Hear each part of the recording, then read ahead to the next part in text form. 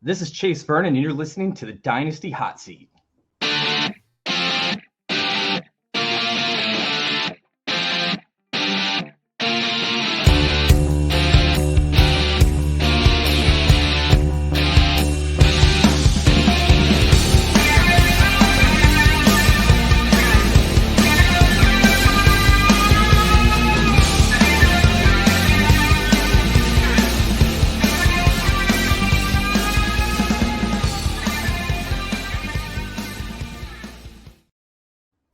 Yes. Hello, everybody, and welcome back to the Dynasty Hotseat, the only Dynasty show out there that is a certified inferno. And, speaking of certified infernos over at the UK right now, my goodness me, it's far too hot. But over in the States, we got Chase back in the show here. Not so hot for you guys over there at the minute, Chase, right? No, not too hot at all, man. It's actually a little bit cooler out over here in Virginia. It's been a weird start of the summer. Weird start, man.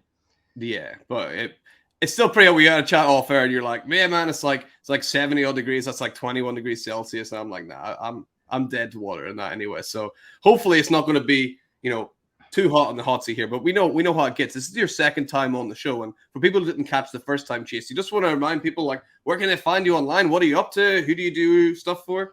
Dude, man, all sorts of cool stuff is going on right now. It's been a fun off season in terms of progression. I'm doing a lot of work with Trophy Smack. You guys can go get your fantasy football trophies, your championship gear over there at trophysmack.com. Use promo code CIRCLE, and you'll actually get a free ring with the purchase of $100 or more. That's right, a free championship ring. Use promo code CIRCLE. Going to go ahead and plug that real quick. Hope you don't mind. Also doing works with Player Profiler, of course, over there, the Roto Underworld. I'm doing some rankings with Dynasty Nerds still. Don't know if I'll be doing that. But, of course, the big thing that I'm doing over there is Fantasy Intervention. You guys can go check it out over there on YouTube, youtube.com/fantasy intervention. Shows every Wednesday night at 8 p.m. Eastern time. Yeah, absolutely. Join that circle, right? That's what the promo code circle. Join that circle. Yeah, you nailed it. You got it.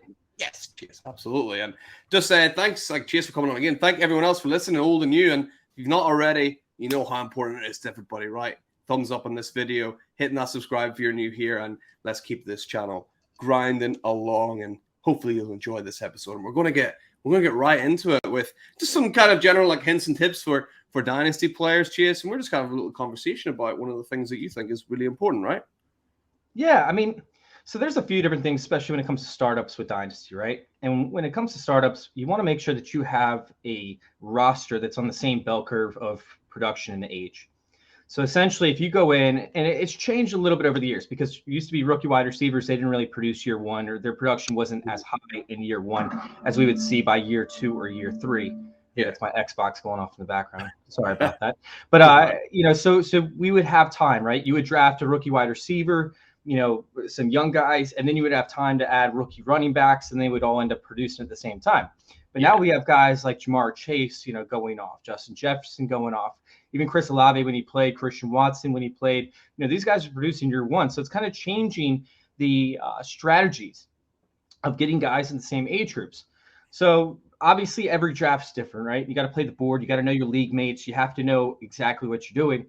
But I like trying to get guys that are going to produce at a similar rate or give me the similar output in almost like simultaneous times, right? Yeah. So I don't want to take an older running back that has 1 year left on his contract if I've got a rookie wide receiver, right? If I got a running back that's on his third year of his contract, I really don't want to do that, take a rookie wide receiver. I need guys that are going to produce now, because if I end up with a bunch of, wide receivers that aren't doing anything, and then I have running backs that are older on their way out the door, they have 1 year left, a guy like maybe Derrick Henry or Josh Jacobs, who could be on his way, towards a decline in value, then it's kind of like a waste, because now I have to wait for a running back to come in. My wide receivers are now producing. So by the time that my running backs are on their way out, I'm now stuck with, rookie wide receivers. And then you're stuck in no man's land. So when your rookie drafts come back to you, right, your rookie drafts start kicking off again, you're stuck with like the 104, 105, 106. You never have that chance to get that Bijan Robinson, right? That Jaamar Gibbs, or even like a top end quarterback, right? And same thing goes with quarterbacks. Quarterbacks take a little bit to produce, at their highest levels. They take a couple years to develop. So I don't want to get older running backs if I have younger quarterbacks, because by the time that they're ready to produce at a high level and you're ready to go win a championship with your quarterback and your wide receivers, you don't have any running backs and you're not going to be able to get one without trading away tremendous assets. So getting guys on the same, bell curve of age production is tremendous for me when I'm eyeing my drafts. Yeah, that's really important. That you sort of mentioned like age production, not just you don't just want like a load of 25-year-old guys, right? Yep. It's these guys develop at different rates. It's so interesting with these wide receivers, right? Do you think that if a player's do start coming in like first year or even like second year, people are like washing their hands of these guys early because of like Justin Jefferson, Jaamar Chase, Amon-Ra St. Brown, all of these guys who've just hit right away? Do you think like the expectancy level is significantly raised? So my former co-host Shane Manila, we've actually talked about it on multiple different occasions. How I like these wide receivers that might not pop the first year, and he always brings up the fact that if they don't hit a certain level of production, then there's a very, very, very small history of wide receivers that can go on and actually produce at an elite level. Right? We're not just talking about produce at a wide receiver 2 level, right? We're talking about produce at an elite level.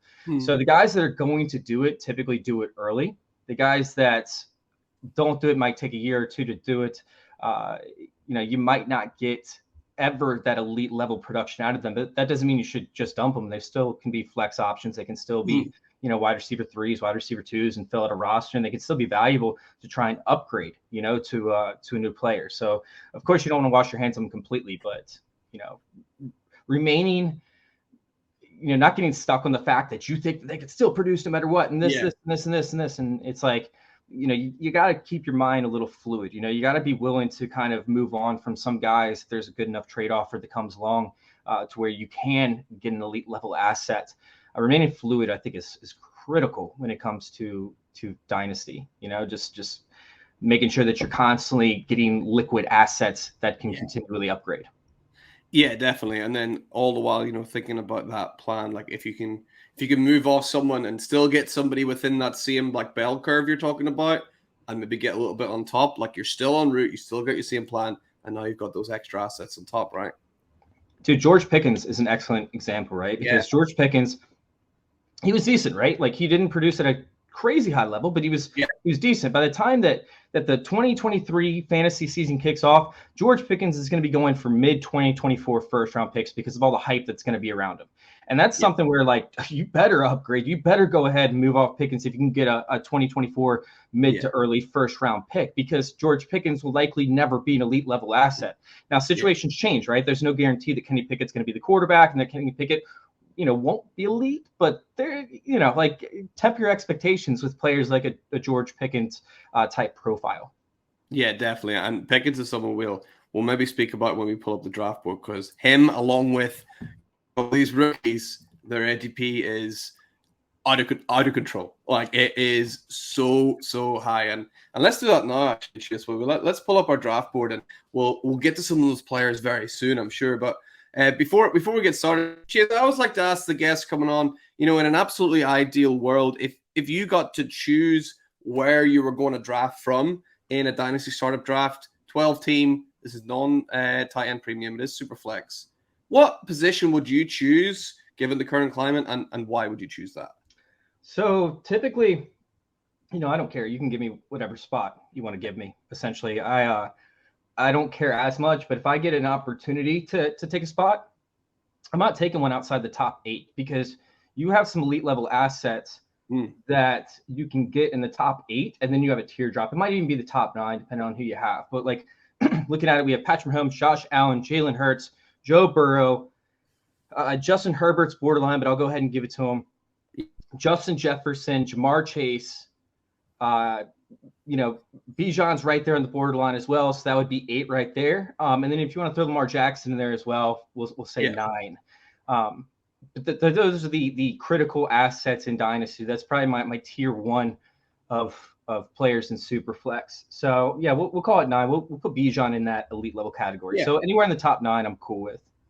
No, I'm going to give you, I think, what might be the most interesting position. I'm going to give you pick number 6, because I think that's an interesting one to see if you get a dilemma. We'll see if this dilemma comes up or not, but I'll give you pick number 6.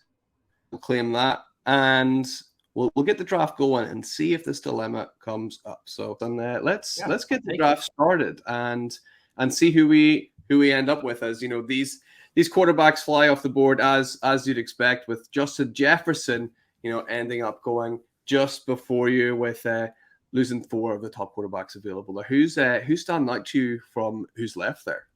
Man, you know how I was really hoping would make it to me is Joe Burrow, but unfortunately that didn't happen. So I'm sitting here and I'm checking out Justin Herbert, which I could end up stacking with Quentin Johnston later. Typically, those end up lining up around the 5th or 6th round. You also have Jamar Chase, who's interesting. Lamar Jackson is interesting. Justin Herbert, for me, is just kind of like I'm losing interest. And I think that Kellen Moore makes him a little bit more appealing than where I had him before. Yeah. But this is a lot closer to me between like Jamar Chase and Justin Herbert versus like if Joe Burrow was hypothetically still on the board. So I will take, you know what? I'm going to take Jamar Chase. I'm going to take Jamar Chase and see what we can do with that one. See how the 2nd and 3rd rounds line up.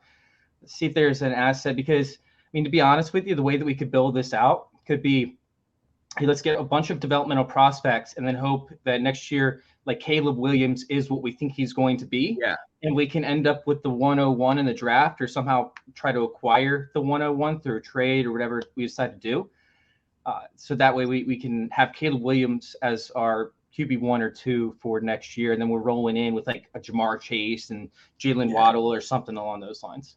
Nice. And if you don't quite get Jalen, well, you can put up Marvin Harrison Jr. with Jamar Chase, which is just going to be lovely. Yeah. So let's get Jamar Chase locked in and see who comes back.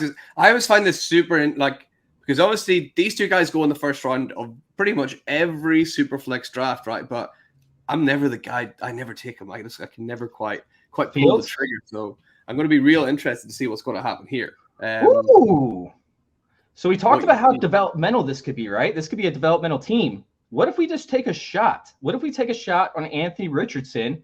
And if he ends up hitting, right, that's great. And he doesn't have to hit like all out like a RG3 year in year 1, right? We can still sit back and let him have 75% of that year. And that's great for us, because then we get an earlier draft pick. And now we're completely on a developmental track where, you know, Anthony Richardson is just ideal for this project. Let's go Anthony Richardson. Yeah, that is a great point. That's something I said to some, I guess, before. It's like, you either want to be first or last, and Anthony Richardson's a perfect player. Like, he's perfect for that. So, and next year, you're right.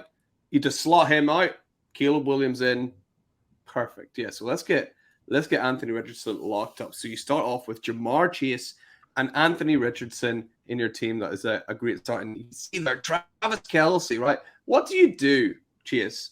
What do you do with Travis Kelce? The guy doesn't look like stopping anytime soon, but he's still, quite old, and he's going in the 2nd round of a startup in a non-tight end premium league as well. Like, what do you think about that? I think it's justified to an extent, but I mean, if you look at that team, it actually makes a lot of sense. So they got Josh Allen, Travis Kelce, and Kenneth Walker. All 3 of those guys are kind of in like win-now situations, because we really don't know what's going to happen with Sharps, Zach Charbonnet, that is, over there for Seattle. So, I mean, like, this team, if they get some veteran wide receivers that are falling because of their age, like if somehow they get, I don't know, Stephon Diggs fall to him or something along those lines, like that could be that's a league-winning team right there, depending on how that ends up falling, But that's a team that you win 1 year. And typically when you win 1 year, that pays for like 6 years worth of entries, right? Yeah. Like the winning pot will pay you about 6 years, give or take, a couple for your entries. So then you just go into a crazy rebuild, right? You move Josh Allen, you send Josh Allen away for like the 101 and then a 2024 first round pick. You move Travis Kelce for a late first. You move Kenneth Walker for probably a mid first or somewhere around around that range. And then your wide receivers, which you're probably gonna have vets that are on the decline, you sell them for 2nd round picks, and all of a sudden you're in a quick rebuild. It takes you 3 years to get back to where you were. Yeah. So that's essentially what I would do with that team is I would build it to win this year, pay for my entries for the next 4 years, and then sell everybody. Yeah, nice. I love that tactic. And we're back on the board with our team experiment. We're going team experiment. Team. What were we thinking? So we have Jamar Chase, Anthony Richardson, and Dak Prescott would completely go against the grain of what we're trying to achieve. But if Dak Prescott and Dallas Cowboys don't run as much as they do because they don't have Zeke to kind of slow them down, we could see an increase in scoring opportunities because Tony Pollard should have more breakaway runs. that would set up them in more scoring positions. Dak Prescott could easily be a top 5 quarterback this year if they decide to pass more often. Yeah. I don't know that they do that, but if that happens, you can move Dak Prescott for like possibly Jalen Waddle if that team ends up becoming competitive, but they don't have any quarterbacks. Another guy you could probably move for is like, I don't know, an Amon-Ra St. Brown. Yeah. If a team gets desperate for a quarterback. But I don't love that. It's risky, and I know my whole team is risky, but like that's going against the entire build of what I want my team to achieve. So I'm going to go with Kyle Pitts. Yes, I was going to say he has that breakout. Yeah, I was going to say there's one guy in that screen that stands out like that just fits the mold of this team. It's Kyle Pitts because he's still so good. I think people are still maybe sleeping on Kyle Pitts a little bit because he didn't have much service last year, but his first year was obviously amazing. And yeah, if we get Chase and Richardson and then Kyle Pitts all come together nicely, this is a epic team, right? It doesn't make any sense, right? And I got to look this up just to make sure that I'm correct on the quarterback aspect of this.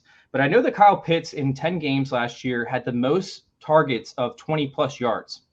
Wow. He had 17 targets of 20-plus yards. But I can't think that Marcus Mariota and Desmond Ridder were anywhere close to deep ball attempts. So I'm very curious to know what the percentage of the deep ball attempts that went to Kyle Pitts, like what his percentage was throughout the team, what his target share was of 20-plus yards. He could have had like 50% of the deep ball targets sitting at 17 or so. Yeah. Marcus Mariota, deep ball completion percentage. Where are deep ball attempts?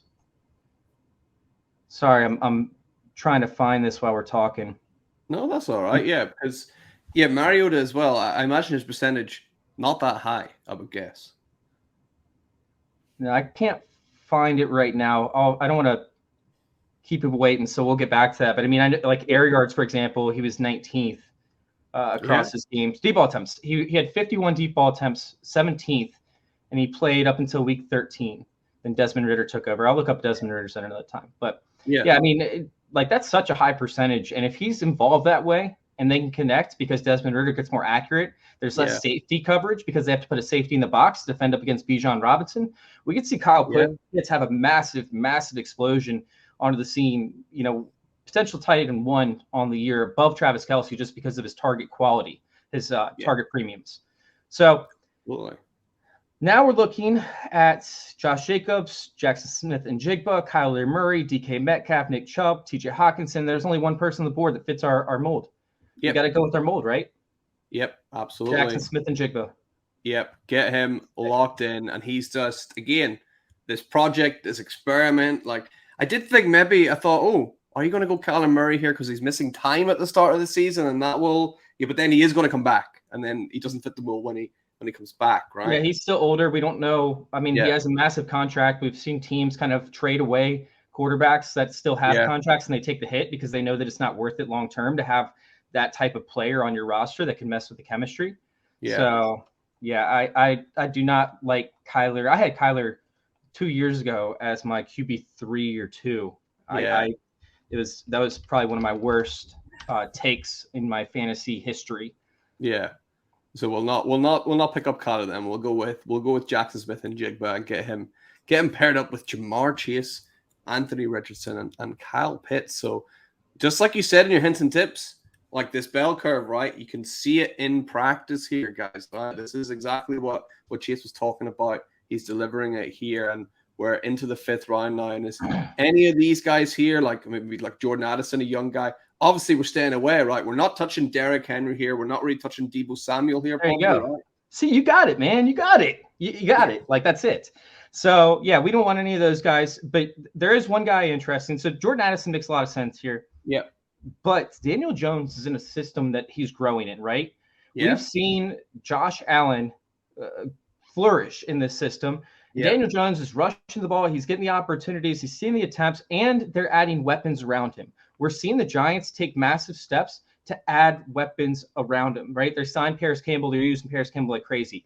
They drafted Jalen Hyatt, right? They have Wan'Dale Robinson, who they drafted last year. They brought in Darren Waller. Like, they're trying to create, first off, they're trying to create a positionless offense, right? Where nobody has an actual position. You can go play whatever position you want, and it's the same route tree, right? So they can go and play the same exact route tree. It's the same exact play. You're just playing it on the left side, the right side, the slot, behind in the backfield. They have the same exact routes coming out of the backfield as they do coming out of the slot.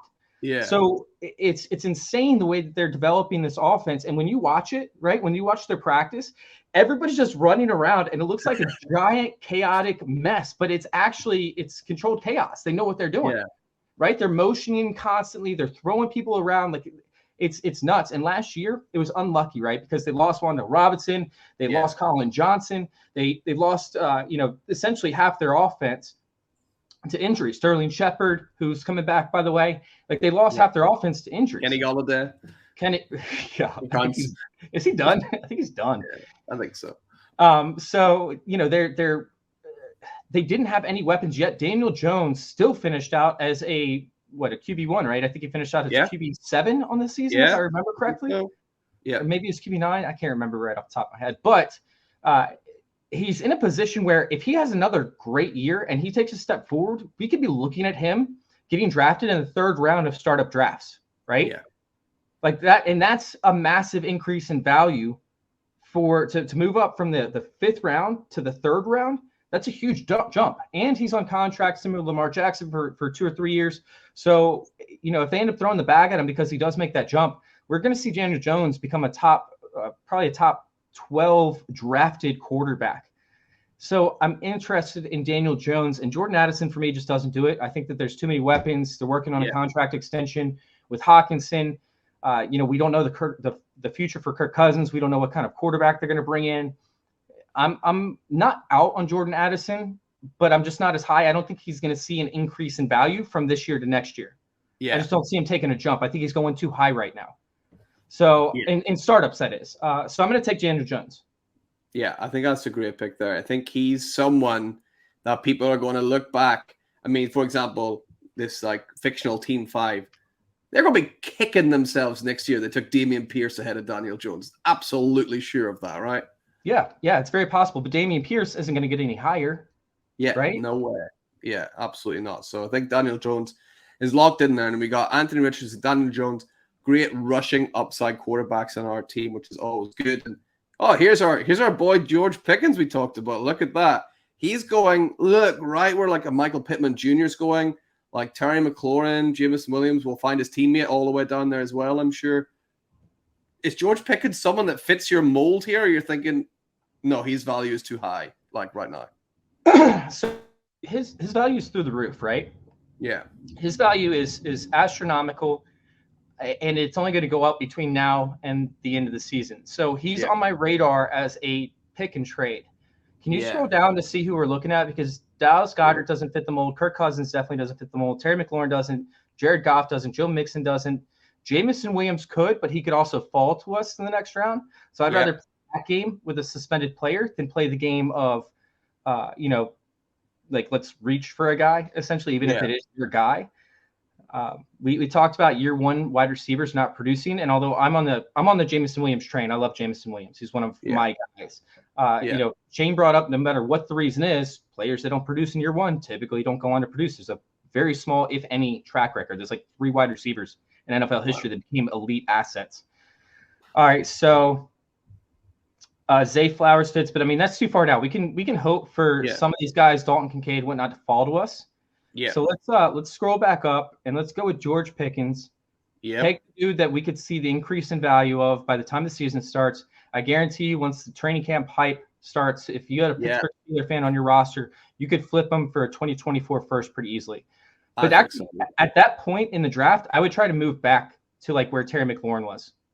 I was just going to ask you, like, that seemed like a perfect opportunity to send a message into the group, being like, hey, this trade's like Pickens on the block, move back a couple of spaces, get that. What did you call it? Liquid capital? Was that the term you used? What, draft capital?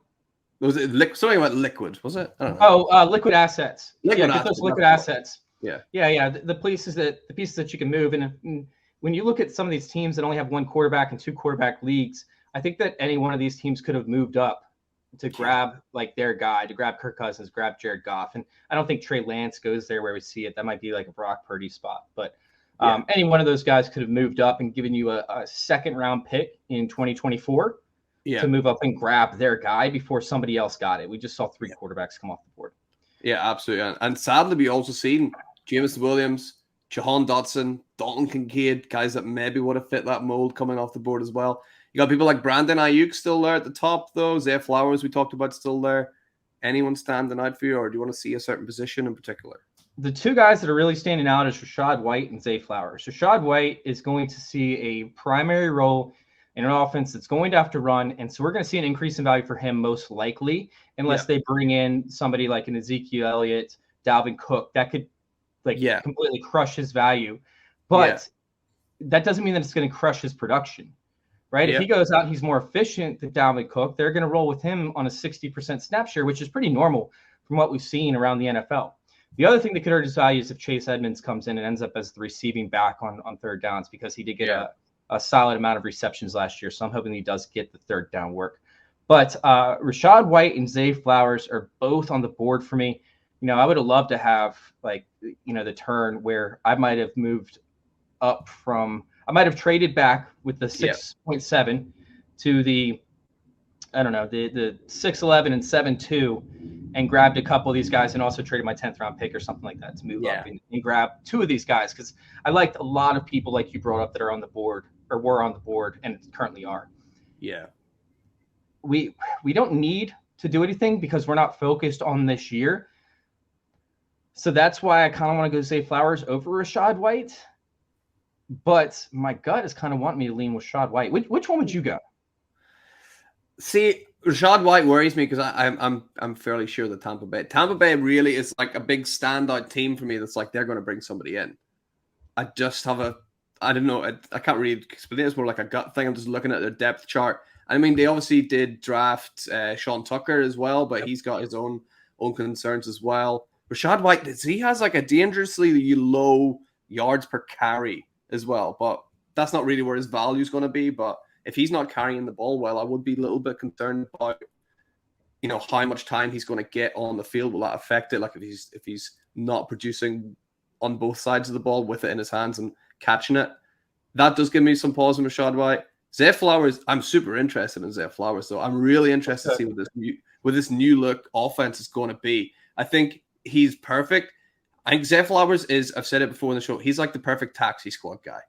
He's not going to do much this year because they got Odell Beckham, they got, Bateman, they've got other guys there that can come in and catch passes. You're probably not going to see too much out of Zay Flowers this year.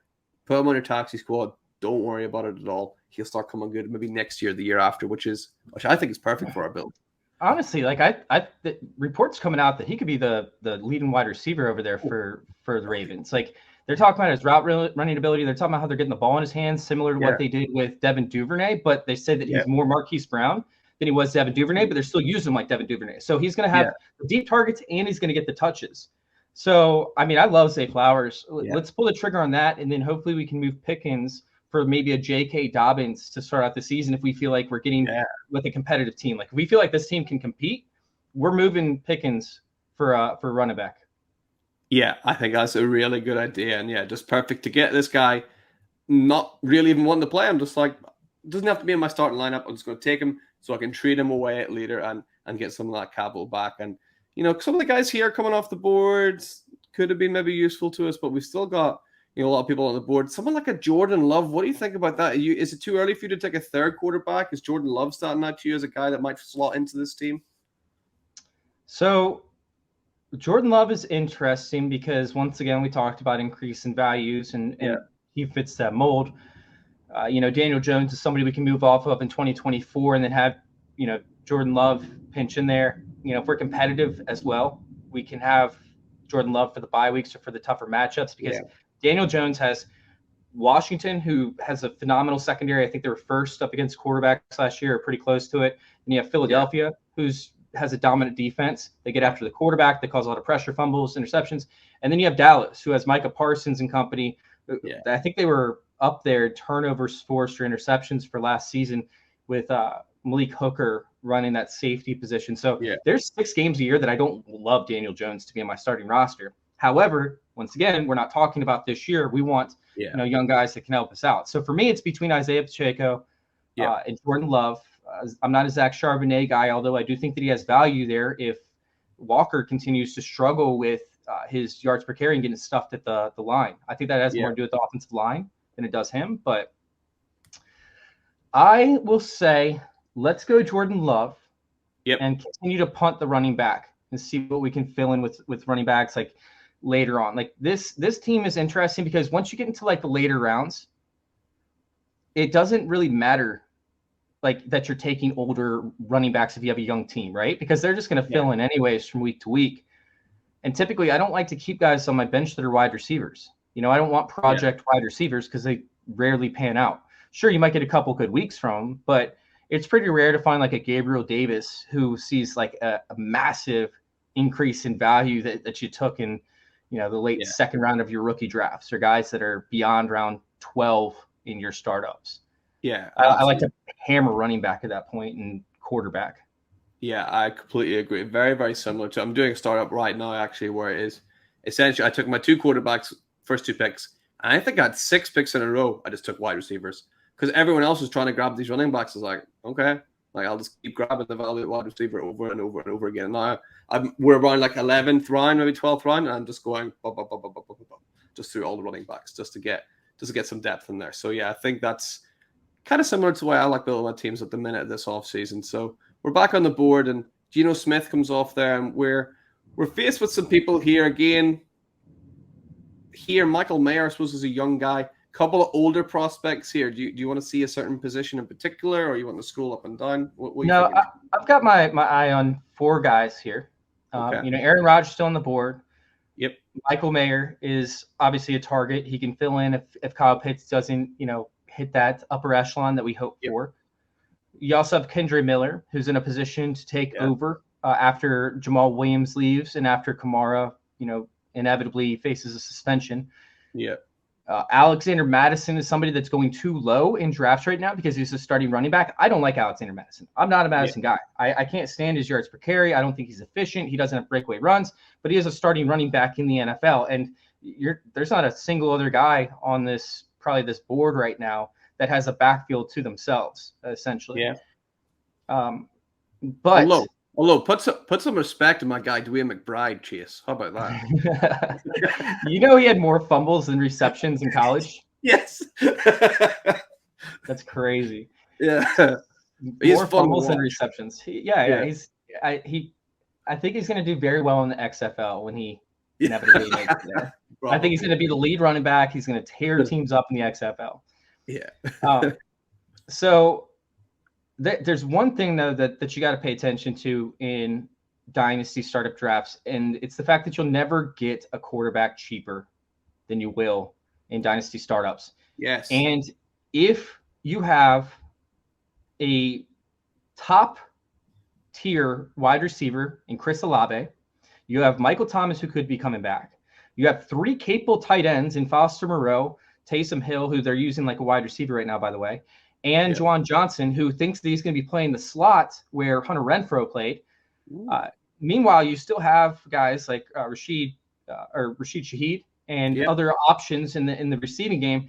Derek Carr could have probably one of the best overall wide receiver cores that he's ever had. Like I can't think of a better, like essentially wide receiver room for Derek Carr throughout his entire career. I mean, maybe you could argue last year because Devonta Adams is so much far ahead, but at the same time, he didn't have a secondary option. Hunter Renfrow was dealing with injuries. Darren Waller wasn't the same. I think that Derek Carr, who's still older, will still have value as well. And you could likely, if he ends up blowing up, I think you get a late 2024 pick for a competitive team that loses a quarterback for a couple weeks. So if you can get a late first round pick for Derek Carr all day, and there's no other player on this board that you could say you get a 2024 first for. And even, this is one of Derek Carr. Yeah, this is one of my favorite things to think about as well is even if you let's have a look at some of these players that just went before him. Like you get a trade offer in your inbox. I'll give you Keenan Allen for Derek Carr. Absolutely not. I'm keeping Derek Carr. But we're looking here. Look, Keenan Allen's gone here. Kadarius Toney. These guys, after the draft is over, you get a trade offer. Derek Carr straight up for some of these guys. You're not going to accept that. But for some reason, they fall in the draft. I don't know how it happens, but yeah, that's something I've definitely noticed as well. So I think you're getting great value there with Derek Carr, and yeah, it's a good insurance blanket as well. We're looking to essentially increase every pick that we have to become a better asset than what we had in the initial draft. So that's the whole goal. We're just looking to upgrade. We're looking for all of our assets to be fluid and for us to continue to move up our pieces, right? Like we're just playing chess at this point. Now we're not playing checkers where we're trying to draft the best team. We're trying to increase each pick to become a better value than what it was the previous, during the startup draft. Yeah, absolutely. And there's a couple of guys there that do start it. Do you ever get afraid or get like you got Will Levis, you got Brock Purdy there. Do you ever go like, oh, I've got so many quarterbacks? You're just like, no, I'm going to take this guy because I can trade him. Yeah, because we don't care about 2023. 2023, if we win, great, but we don't care about that. This is where I would try and trade out for a second round pick if I could get one for 2024 second, because I don't necessarily, I'd rather play the lottery in a rookie draft than I would at predicting which one of these quarterbacks can end up upgrading. Yeah. But I mean, Evan Ingram's out for us. James Conner's out for us. Brian Robinson's out for us. Yeah. We would have to start sinking down to the Rashee Rice and the Jonathan Mingo, which I don't really love either one of those guys, although I do like Rashee Rice kind of like in the second round. But I'm not sure I have a second round pick in next year's draft and shoot my shot with one of those guys. Yeah. Or use it to package and move up, in the draft for 2024. So I will take Will Levis is struggling. Will Levis has been bad in training camp. They're saying Malik Willis is still ahead of Will Levis. Oh, I mean, I'm pretty sure I was ahead of Malik Willis last week, so I don't know how Will Levis has managed to fall below him. That is crazy. He threw 4 interceptions against a third-team defense. Oh dear. So I would love to take Will Levis here, but I don't think he's the answer. I think you got to go with Brock Purdy and trade him to the Trey Lance guy who took him earlier in the draft. But I mean, obviously, like the Trey Lance is going to fall because of the recent reports. So if you do a startup at this point, Trey Lance ain't doing it. But you got to take Brock Purdy here and hope you have a starter halfway through the season.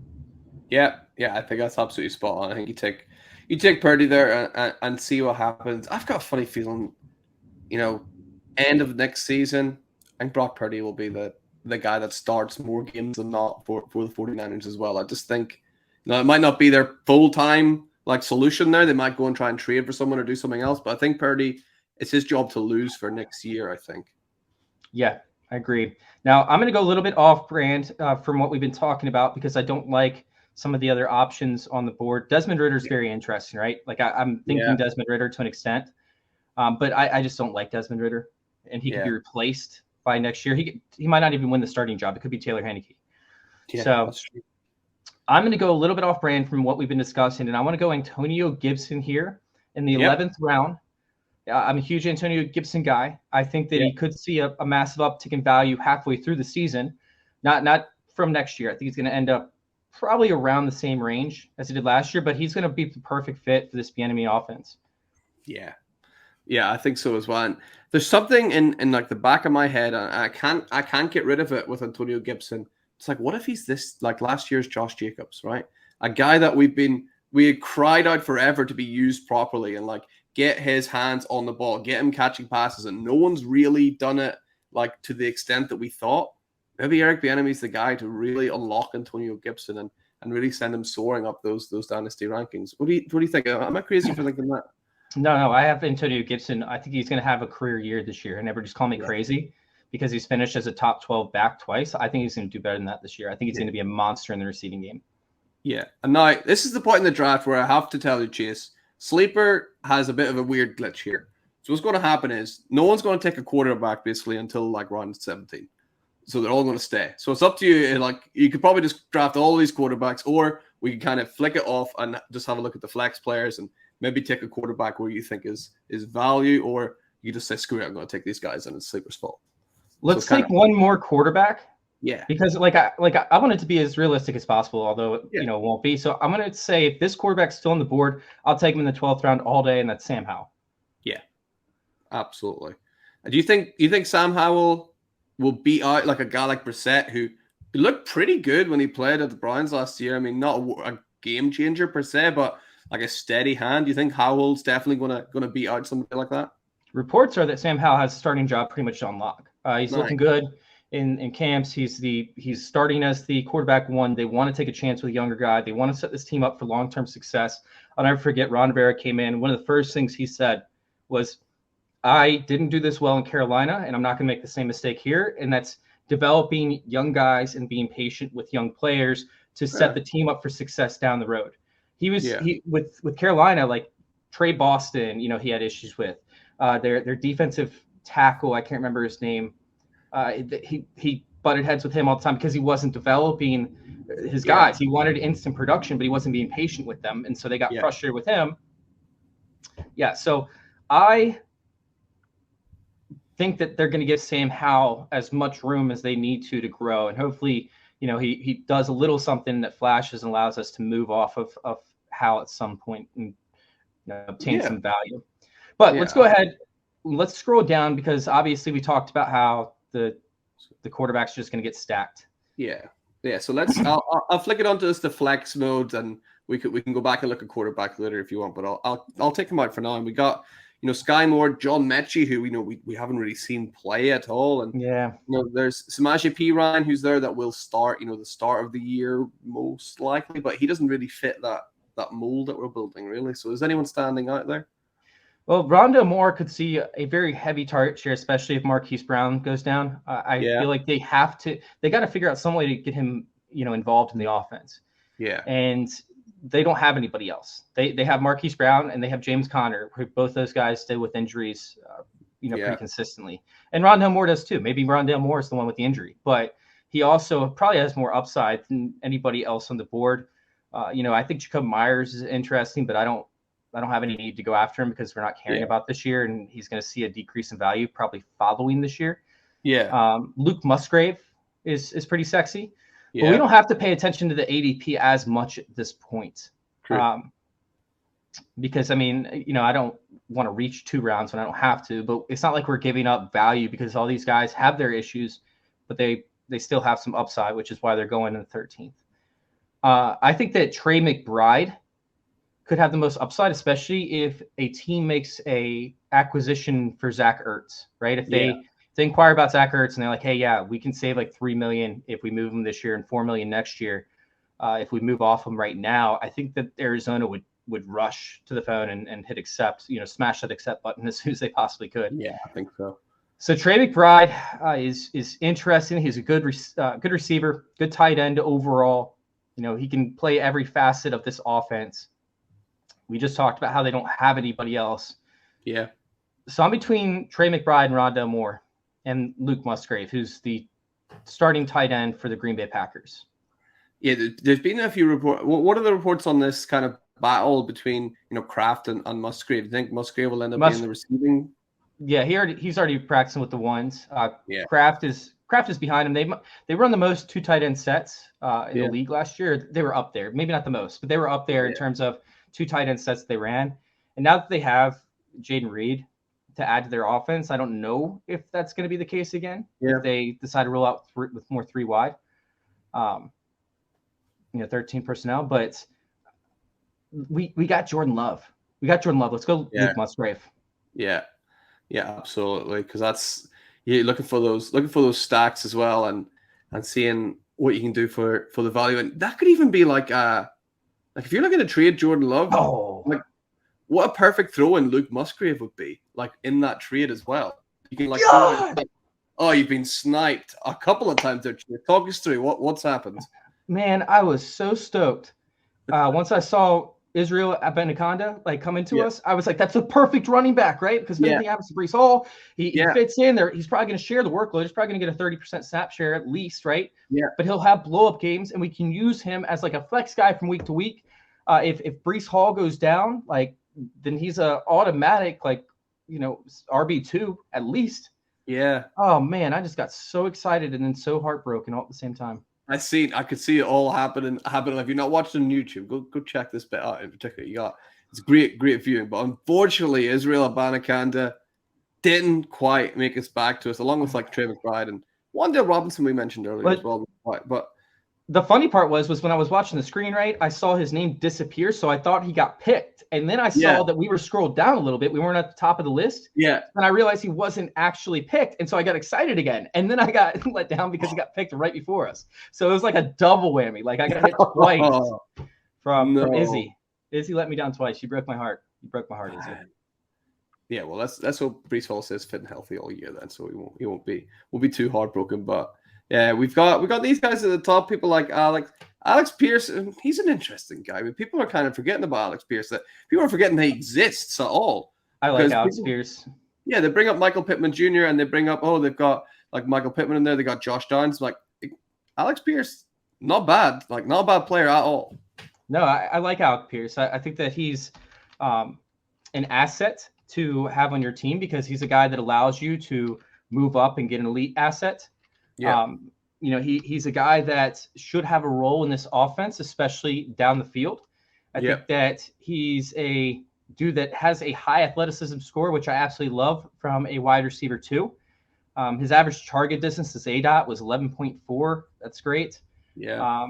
He didn't see a ton of deep targets, but it's not like, he ran a bunch of routes. He was 43rd in routes run, but he was 41st in deep targets. So I think that we could see that. We can see an uptick in that with Paris Campbell leaving. Mm-hmm. Josh Downs is playing the slot, so it's going to leave Alec Pierce on the outside. In two wide receiver sets, it should be Alec Pierce and Michael Pittman. So we could see a lot of play action. We could see a lot of scoring opportunities at the goal line. Let's go Alec Pierce. Yeah, exactly. I kind of wanted to go Romeo Doubs for the stack, but I'd rather go Alec Pierce. Well, we've got Anthony Richardson too, right? Oh yeah. Let's get that stack with Why did I forget that? Yeah, man. Yeah, it's all the way up here. Like it's that's our second pick. Long time to remember. Yeah, so let's get him locked in. And a couple of these guys coming off. People like Keyshawn Booth. You seem pretty queued up on what's happening in camp. What's Keyshawn Butte up to? What's going on with him, Chase? He's not going to make the team. No. That's what they're saying. They're saying he's not going to make the team. They've had like 4 or 5 beat reporters that have done their depth chart projections, and none of them have Keyshawn Butte on the team. He's a practice squad guy.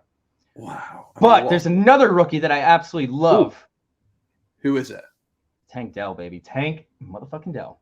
Nice. Has 28 touchdowns over the past 2 seasons? 28 touchdowns. Yeah. That's nuts. That's absolutely absurd. I think he also led the league in receiving yards last season. I have it on my tweets. And this is a guy as well. Like, there's not a lot of competition there, right? There's some kind of guys like Nico Collins is there. Like, did Robert Woods end up going over to Houston as well? Maybe he's going to be a guy there. But Tank Dell, he's got a real opportunity to carve out a role, right? All right, college football receiving touchdown leaders since 2019. Jaamar Chase, Devonta Smith, Jordan Addison, Tank Dell. That's some esteemed company. I absolutely love it. So with Tank Dell, I think he's a guy that, and I was on Player Profiler talking about this a few weeks back. He's a guy that I could see an immediate uptick in value. All of a sudden, he ends up as a starter on this offense. He's playing in the slot. CJ Stroud uses him as the release valve because CJ Stroud doesn't scramble. So, he sees target after target. You get somebody that liked Tank Dell before, but you get him in the draft, and that person is loving Tank Dell now. You'll be able to move Tank Dell for easily a 2nd-round pick, and this is typically the 4th-round pick range or late 3rd-round pick range in the 15th round. So I'm 100% cool with taking Tank Dell. I love Tank Dell. And I think that he does see an uptick in value. And honestly, I'd be cool with trading away Tank Dell as soon as he sees that uptick. Like I do not have to hold on to him. I have to have that liquid, asset or liquid mindset, I should say. Liquid asset mindset. So I think you have to move off Tank Dell if he does anything because he's too small. Like, if he ends up getting hurt or something like that, then his value goes to hell because he he did exactly what everybody thought he would do, which is get hurt because he's 165 pounds. But he has a nose for the end zone. Yeah.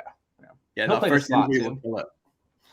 And the slot guy, I think Tank Dell is perfect, and he fits right into this, the ethos of this team. And I love what you're saying, and it's sometimes hard to do. It's maybe easier whenever like you're in like a lot of leagues. Like I'm in quite a lot of leagues. I think you might be in a lot of leagues as well. It's easier to kind of sell these guys, right? Yeah. Even though you really like them, but it's one of the hardest things to do in Dynasty. I think is let go of people that you like.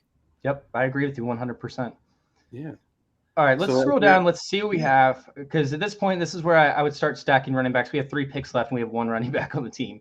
Let's get them. Do you want to see just the running backs? Yeah, but I mean, it depends on like how far down we're talking. Like, oh, Kenny Gainwell's in there. That's great. Yeah. I don't really see anybody that's on this team that I think could start for us at any point. Yeah. So I think I'm throwing ADP out the window. Because we grabbed every wide receiver we could possibly roster, Like, we have, 7 wide receivers at this point? We got a lot. Yeah. We got 6. 7. 6? We got 6 quarterbacks as well. That's awesome. Yeah. Oh, man, my dog's about to bark at me because his water bowl's empty. All right, let's grab Kenny Gainwell. Yep. And I'm going to try and fill up this water bowl as fast as I can so he doesn't make too much noise.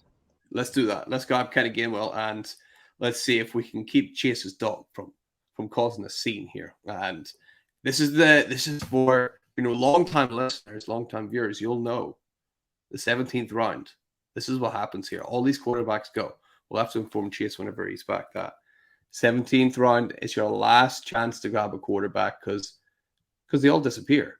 I was just saying, Chase, this is the 17th round glitch we talked about. Look at this sea of red. They're all going to go. So if you want to add another quarterback, speak now or forever hold your peace. No, I'm good at this point.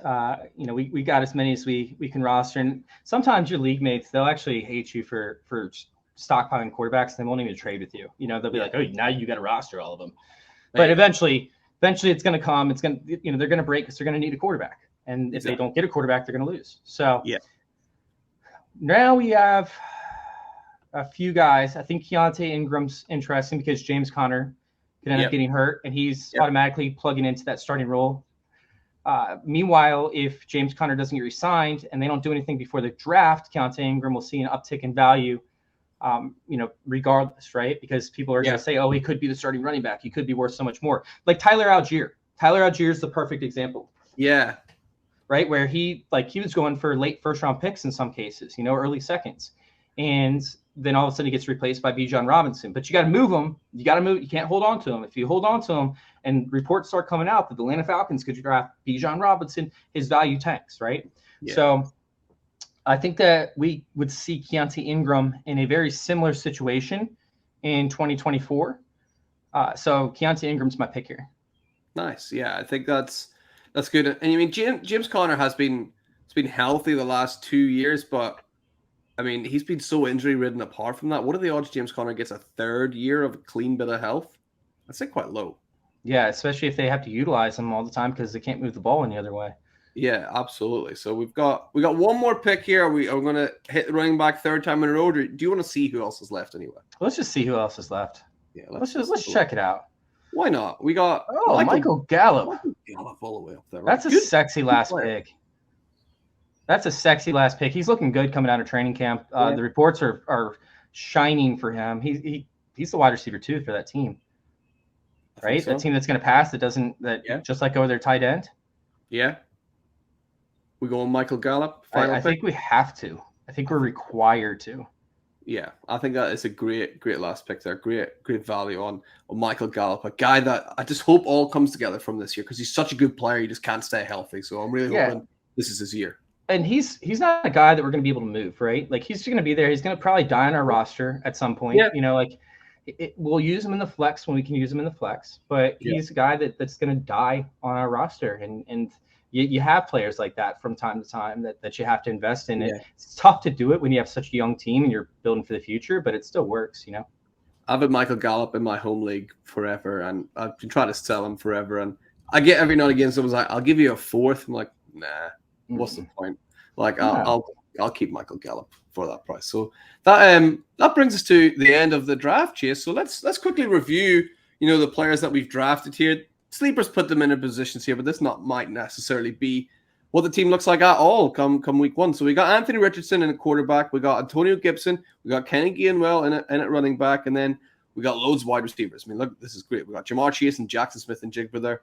We got George Pickens, who's kind of like a bit of a red herring here, right? This is a guy we're going to look to move along. He's not really going to be here probably week one. No, he won't be. I have 0 shares of George Pickens at this point. I kind of wish I would have held till the start of 2023.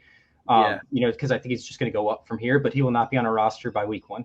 Yeah, absolutely. And we got we'll plug in a running back into that spot. Yeah, perfect. So, yeah, you got a little gap here. Get out Pickens, get a running back, and maybe a little extra on top for sure. Or get someone like a Dobbins, who I think you mentioned earlier would be a really good value. Yeah, let's take out Pickens and can we adjust this roster? Or is it set? You can't move it. I might be able to adjust it, but I think I'd probably end up doing it wrong.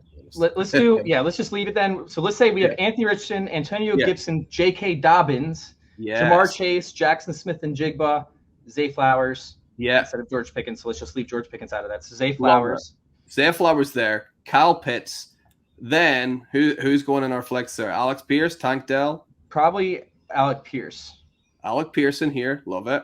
And then we've got Luke Musgrave and Daniel Jones in Superflex. And then look at all this value we got. I mean, you're going to get so much from here. Like Love, Carr, Purdy, Howell. Like that's a gold mine there just waiting to be cashed in on, right? Yeah, Derek Carr is going to be somebody that we're going to hold on till the trade deadline because we need to make sure that he can show that he's a top 12 quarterback or so. Because if he's still sitting there at quarterback 18, we kind of got screwed on this one. But we kind of knew that going in. We said that he has to perform at a higher level. He has the best receivers he's ever had, so we're assuming that he can finish or he can be in the top 12 at quarterback. If he does, we can move him for like a second round pick or something along those lines. Yeah, absolutely. And then we got our Alex Pace, who was up there in our flex. We got Tank Dell, Keontae Ingram, and then Michael Gallup rounding out the draft. How are you feeling about that draft then, Chase? I like it, man. I like it. I think that there's a lot of liquid assets like we talked about, players we can move, especially at the quarterback position. I think that we set up our future very well with the wide receivers that we have. I think that we're going to see an increase in value, and pretty much everybody we selected outside of maybe, Jamar Chase, because he's as high as you can go right now. Yeah. And then, maybe Tank Dell falters. It sucked if Anthony Richardson was a bust. Kyle Pitts, if he doesn't, pick it up, he might not see an increase. But for the most part, everybody else should see even a slight uptick in what their value is from the year before that. So, you could sit there and say, oh, this could happen, this could happen, this could happen. But we don't know what's going to happen up until the season kicks off and, we actually get that production happening. But we did our best to select guys that should see an increase. Absolutely, yeah. And I love that you had that plan at the start and you stuck to it. There's nothing worse than veering off from a plan because then your team's it's just a muddle and a mess and it's hard to fix. So I love the way you stuck to that plan and that's what we got. And yeah, I just want to say, man, thank you so much once again for coming on to the hot seat and giving some great hints and tips and smashing that draft. And do you just want to remind everyone where they can find you again? Yeah, go check out our YouTube channel, youtube.com/fantasy intervention. Once again, that's youtube.com/fantasy intervention. You can find me on Twitter at @FF_intervention. Perfect. And just remind everyone as well, if you made it this far, hey, make sure you like and subscribing. If you're on Apple or whatever does that 5-star review, why not leave that as well? Yeah, can't hurt, right? So, Chase, once more, thank you so much. Everybody listening, thank you so much as well. And remember, for anything Dynasty, you need to know, keep it locked on the Certified Inferno. We'll see you next time.